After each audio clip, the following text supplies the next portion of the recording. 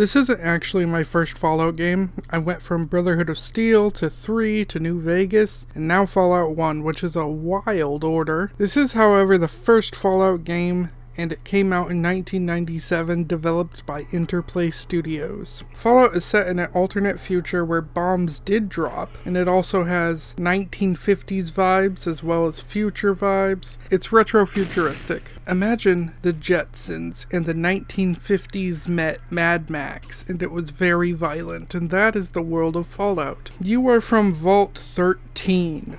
Before the bombs went off, many vaults were created for people to live in. Now, the vaults all had different experiments going on in them, but some were control vaults and had no experiments. Vault 13, which is the vault you are from, its experiment had to do with isolation, but it isn't important to the story. What is important is that our water chip is going out and we need to find a new one. Without one, our vault will run out of water. So the overseer, who's in charge of the vault, tells us he's sending us out of the vault into the world to try to find a water chip. And none of us have been outside before, so this is an adventure. The first town we find is Shady Sands, and it is very tiny, but they teach you some very basic things here. It's kind of a tutorial town. It teaches you stuff like bartering, which is super important, and bottle caps are used as currency. We also meet the mayor and the mayor's daughter, Tandy. Hi. I heard there was a traveler in town, but I was kind of skeptical until I saw you. My name's Tandy. What's yours? Now, a lot of the important characters will have these clay-made heads that talk, but all the other characters just have text. The game is isometric and combat is turn-based, and it was annoying as shit to figure out, but once I got it, it really isn't so bad. It even has VATS, which allows you to aim at specific body parts. Now, I will say I'm not a big fan of the combat. I don't hate it, but I'll take the modern Fallout combat any day. I also have never been a fan of isometric styles. That being said, while I do think these parts are weak for me, everything else is pretty strong. The vibe is bleak, it's got scary music, and mostly good dialogue and writing. Now we do get a companion, his name is Ian, and I have nothing more to say about him because he doesn't have a personality. He is nice to have along though. There are 3 companions in the game, and you can have all 3 with you at once. They are a last-minute addition to the game, and Jesus Christ, you can tell because they can be dumb as shit since you don't have control over them. I found myself having to reload to make sure they don't die on me. Also, you have to pickpocket them to give them items, and then I watch in horror as they decide not to use those items. Now, the mayor doesn't know shit about our water chip, but his daughter was kidnapped by a gang called the Great Khans, who intend to sell her into slavery. So Ian and I go to rescue her, and this was a tricky fight, because sometimes they get pissed and start shooting the prisoners, including Tandy, who we're after, and in a turn-based game, it felt like I was just stuck watching that sometimes. But we managed to save her. Off we go to explore the next town, Junktown. This one is bigger than Shady Sands, with more people and more to do. We then meet the mayor, and he's this cool guy named Killian. Then a guy comes in to assassinate him and yells, "Gizmo sends his regards." So we kill the guy and save Killian, and he's like, "Oh shit, I bet Gizmo's behind this." Like, no duh, my guy. That guy just said it. Doesn't matter though, because Killian sends us to Gizmo to find proof.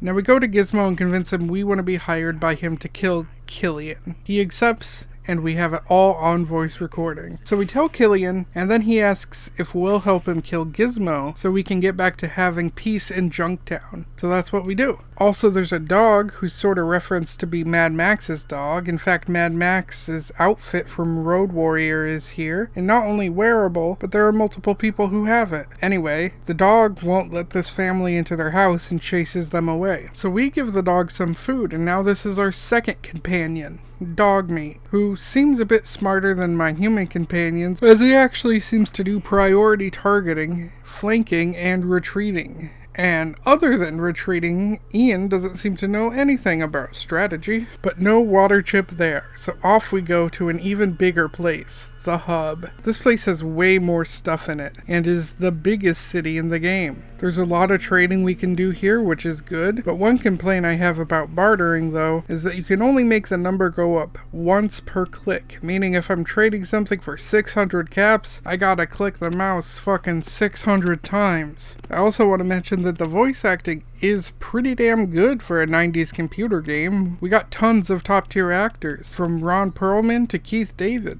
The pleasantries are now concluded.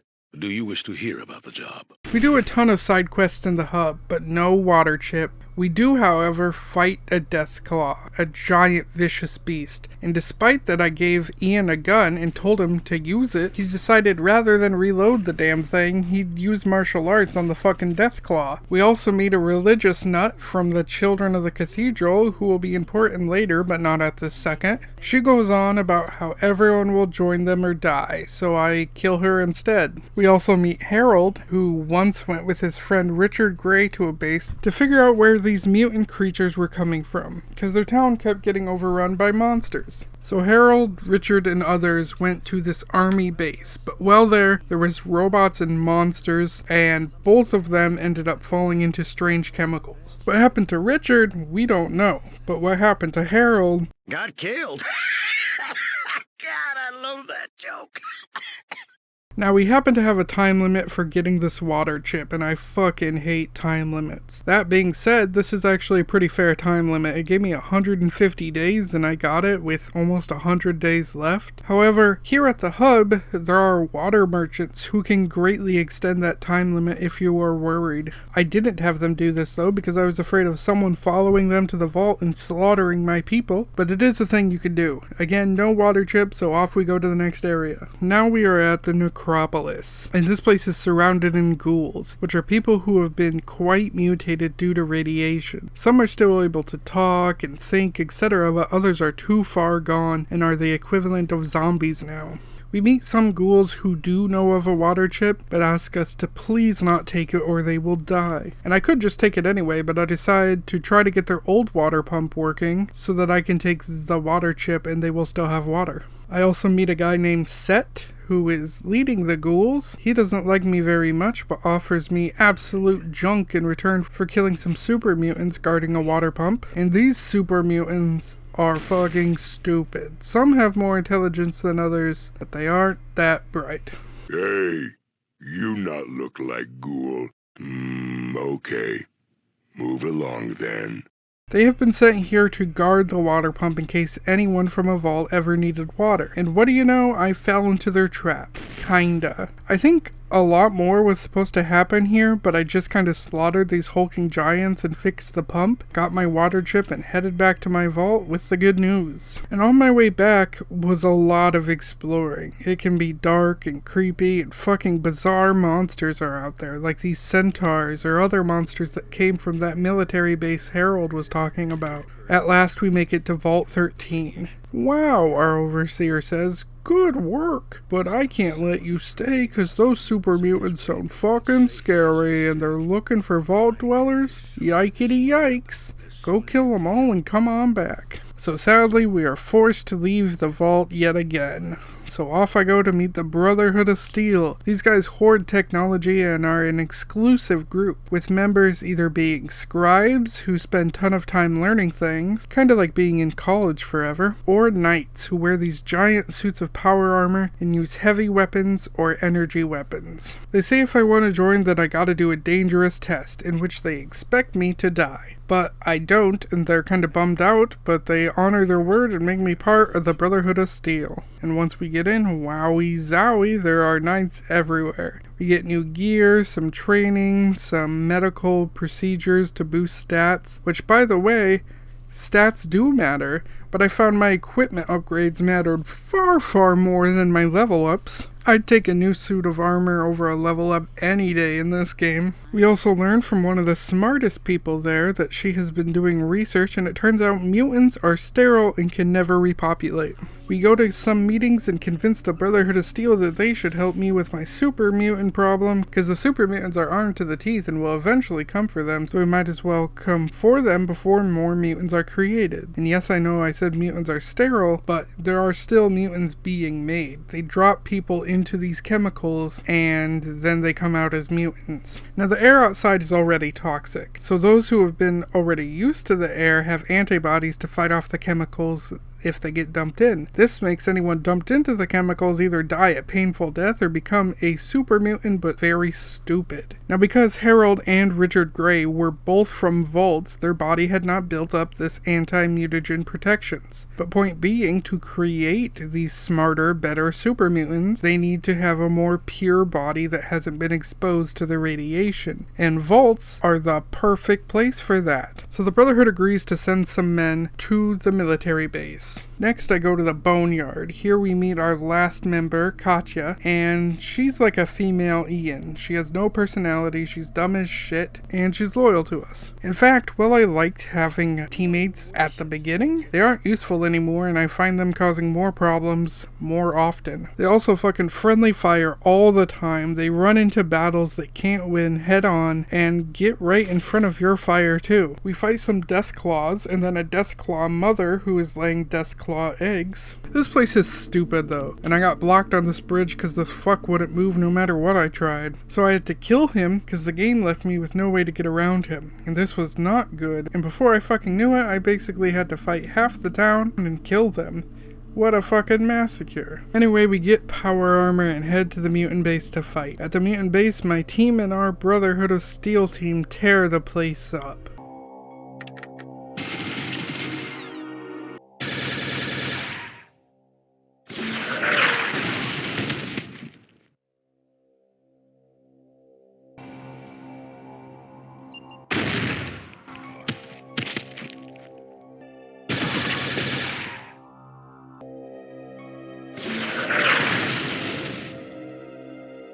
And then the Brotherhood of Steel does not come into the base with me, which is fucking stupid. That was barely any help. What, they're just gonna fight at the entrance? Like, thanks I guess, but this place is crawling with mutants. So I take my teammates in, guns a-blazing, and they all fucking die. But this time I don't reload because they're not really helpful anymore.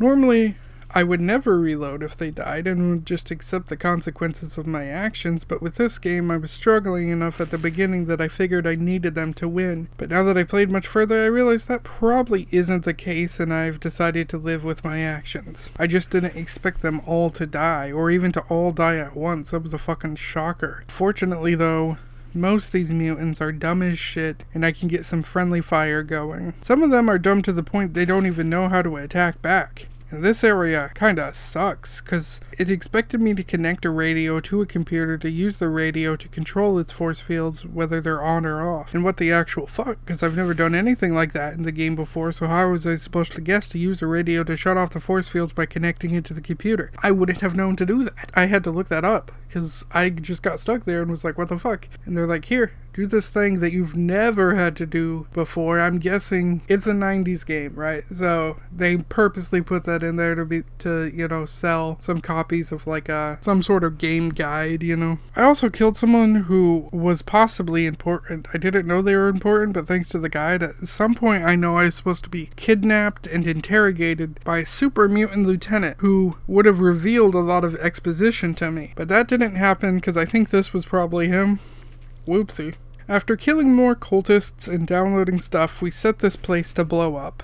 Also, you can see those acid pits that they dunk people into right there. So we return to the Overseer and the bitch is like, nope, I need you to go kill all the mutants. What about this master guy who's been alluded to and you would have known more about had you not killed the guy who gives exposition? I'm like, fine, whatever. So off I go to see the master. Now, the cathedral is a large church in the wasteland dedicated to this master. The goal is for everyone to become one race, one super mutant race. See, Harold's friend Richard Gray, he survived, and he found himself able to eat other living things and gain their intelligence. The smarter he got, the more he experimented with these chemical vats. He found not only could he make stronger, smarter versions of creatures, but also he could combine creatures into one being. He said something along the lines of they are no longer two creatures, but they are slightly more than one. Anyway, this guy's been experimenting on himself and building a cult using his psychic powers and super mutants and some brainwashing. So we go in and we shoot the fuck out of the cult, and by we I mean just me, but at this point I'm really hard to hurt. Armor in this game doesn't seem to give me damage resistance, it just makes me more likely to dodge, which is weird, but it meant I was fucking dodging everything. We also see the Master's most perfect super mutants. One's from the vault. They are the Nightkin, the strongest, most intelligent super mutants that use stealth boys to turn invisible, like ninja super mutants. We find their leader named Morpheus, of course his name is fucking Morpheus, and we kill him. Then we go to the basement where we find prisoners, super mutants galore, and a lot of computers with strange flesh coming off of them. And that's when we see it. The Master. Richard Grey has become this twisted monstrosity.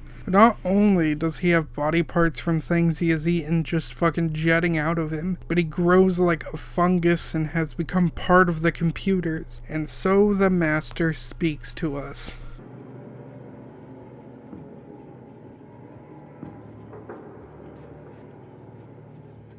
So what shall it be? Do you join the Unity, or do you die here? Join. Die! Join. Die! I don't have to prove anything to you! Prove. Very demanding for one in your tenuous position. But I can Respect. your needs. The Unity will bring about the Master race. Master. Master! One able to survive, or even Thrive. in the wasteland. As long as there are differences, we will tear ourselves apart fighting each other. We need one race. Race. One goal. Goal. One people to move forward to our destiny. Of course, the mutants will survive. The mutants will rebuild this world. And only as a mutant will you be allowed to live. Live. Die! We are all biased, are we not? We each Care more. about our individual communities than other people. We haven't changed. And I'll tell you something else. We won't change, not unless we are of one people.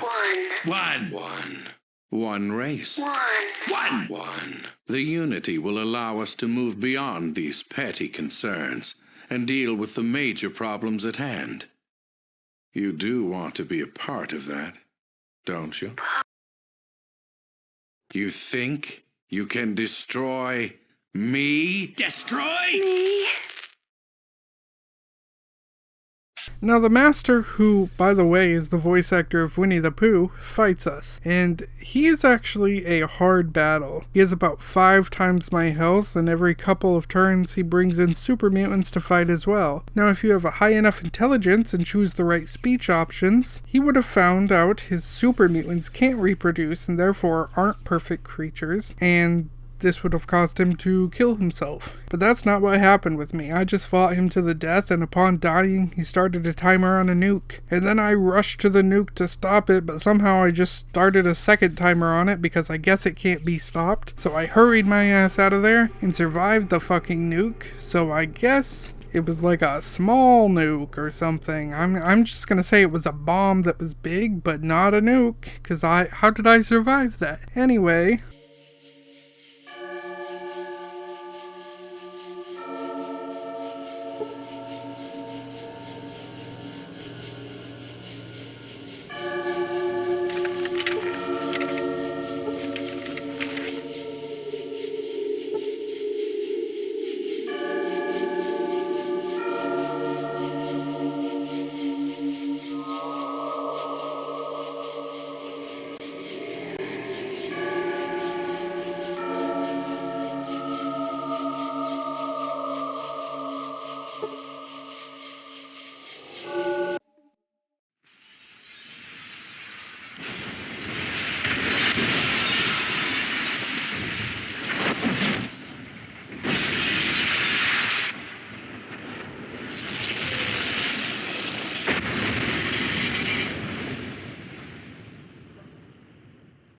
You've done it. That's wonderful, amazing. I'm so proud of what you've accomplished, what you've endured. Everyone will want to talk to you. Every youngster will look up to you and want to emulate you. And then what? They'll want to leave. What happens to the vault if we lose the best of a generation? What if we are the only safe place in the world? You just gave us back all these lives. I can't take the chance of losing them. I've made a lot of tough decisions since I took this position, but none of them harder than this one. You saved us, but you'll kill us. I'm sorry. You're a hero, and you have to leave. And then our overseer says this fucking shit to us and sends us away to never be seen into the vault again. Anyway, that was Fallout 1. I really like this villain, and I like the tone a lot. Those were my favorite parts. It's got like this hopeless horror vibe, but it's a bunch of other things as well. I really wasn't huge into the gameplay. I didn't hate it at all, but I would never choose it over the Bethesda Fallouts, nor the graphics. I really still enjoyed this game. If you're big into Fallout or CRPGs, I recommend this game. If you are not and just want to get into Fallout 3 or 4 are probably better places to start. I'm glad I played this though. I feel like one thing that could make me really like this more is if you gave me control of like my whole Fallout team. That could be cool, but overall this was still good. I don't see this as a masterpiece as so many act like it is, but it is really good.